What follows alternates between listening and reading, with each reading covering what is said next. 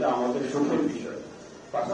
যাত্রী সেবা নির্বিঘ্ন করতে হযরত শাহজালাল আন্তর্জাতিক বিমানবন্দরে নিয়োজিত রয়েছে প্রায় ৩০টি সেবা সংস্থা। এসব সংস্থা সেবার কতটুকু উন্নতি করেছে ও যাত্রীরা কি কি সমস্যার সম্মুখীন হচ্ছে তা নিয়ে মঙ্গলবার গণশুনানি আয়োজন করে শাহজালাল আন্তর্জাতিক বিমানবন্দর কর্তৃপক্ষ। সিভিল এভিয়েশন চেয়ারম্যানের সভাপতিত্বে গণশুনানিতে অংশ নিয়ে প্রবাসীরা অভিযোগ করেন, গ্রাউন্ডে স্ক্যানিং জটিলতা ও টিকিট বিড়ম্বনার শেষ হচ্ছে না বাংলাদেশ বিমানের। আমরা যখন যাই বলতেছি না টিকিট নাই। হয়তো স্ক্যানিং আপনারা করেন, এমন ভাবে করেন যাতে অতি তাড়াতাড়ি হয়ে যায়, আর যদি আপনারা না করেন তাহলে আমাদেরকে ছাড়ে না। এ বিষয়ে কাস্টমস জানায়, শুল্ক আদায়যোগ্য পণ্য পরীক্ষা করতেই সময় বেশি লাগে স্ক্যানিং এ, আর বিমান জানায় নানা কারণে সিট ফাঁকা থাকে উড়োজাহাজে।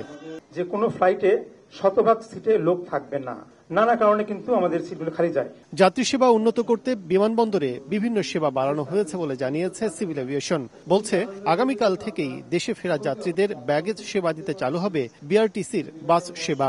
নগদের কাছে সব গ্রাহকই প্রিয়, তাই তো সারা দেশে ক্যাশ আউট চার্জ সবচেয়ে কম।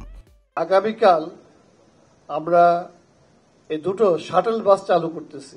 আগামীকাল থেকে এই শাটল বাসটা চালু করতেছি ওই যাত্রীদেরকে কনসিডার করে যারা নাকি এখান থেকে আপনারা জানেন প্রায় লাগেজকে মাথায় করে কাঁধে করে নিয়ে এয়ারপোর্ট স্টেশনে যাচ্ছে। গণশুনানিতে আরও উঠে আসে, শাহজালাল বিমানবন্দরে ই-গেট সিস্টেম পাসপোর্ট অধিদপ্তর কর্তৃক ইমিগ্রেশন বিভাগকে হস্তান্তর না করার কারণেই সেবাটি চালু করা যায়নি। কাজল আব্দুল্লাহ, সময় সংবাদ, ঢাকা।